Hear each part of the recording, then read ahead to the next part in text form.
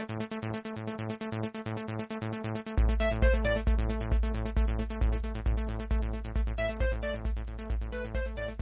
morning, no? Ako nga pala si Ryan De Jesus, 20 years old, no? Nag-start po ako sa DXN nung ako po ay 19 years old, estudyante, binata, no? Sabi ko nga sariwa. Mukha lang nila sa biro lang, no? Pero ang kagandahan niyan, guys, no, welcome sa mundo ng DXN na kung saan naniniwala ako na lahat ng tao may pagkakataon na umasenso, lahat ng tao may pagkakataon na yumaman. Hindi hinahanap dito kung nakapag-aral ka, ano natapos mo.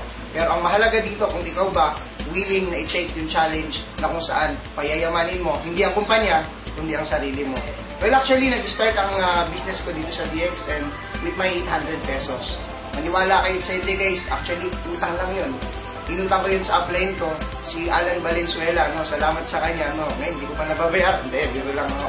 Pero right now, no? Ang kagandahan yan, guys, no? In 4 months time, dito ko sa DXN, ang first check ko is 1,500. Malaki na, no? Malaking kahihiyan. Dahil nung nakita yun ng mga kaibigan ko, pinagtawanan ako. Well, nung nag-start ako sa DXN, mga kaibigan ko, ini-invite ko, mga pagkatapos ng school, diretso kami sa mall. Sa mall, doon ko sila bini-BOM. Pero second check ko sa DXN, 6,000. Third check ko, 6,000. Sabi ko, hindi na masama, para na akong service crew.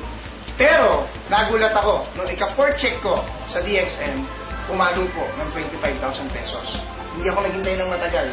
Dahil in 3 months time, 7 months total sa DXN, umalo ang check ko ng 51,000 pesos. At yung kagandahan yan, guys, no?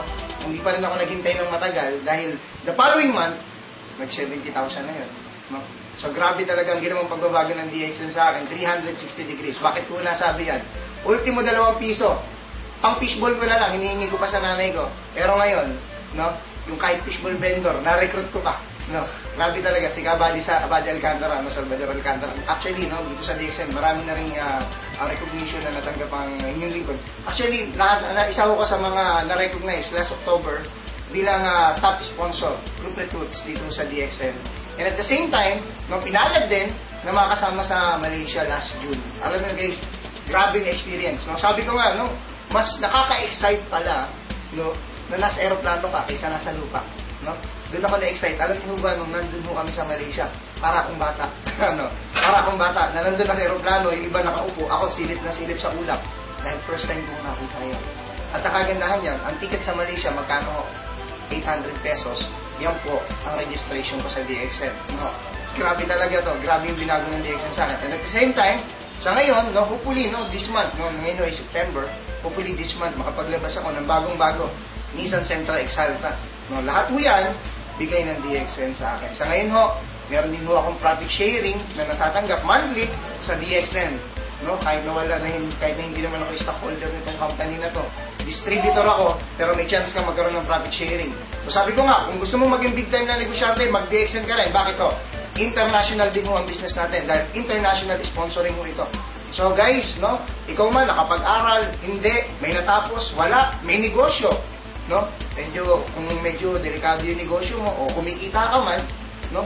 Mag-join ka pa rin sa DXN dahil ang negosyo dito sa DXN, naniniwala ako, ang mag-guide sa'yo, ang magtuturo sa'yo, sana magkita-kita tayo sa main office at doon, magkamustahan tayo. Mas maganda ho kung magkita tayo ng personal, makarating kayo sa opisina, magkayakapan tayo, no? Lalo na yung mga dalaga pa dyan, binata naman po ako.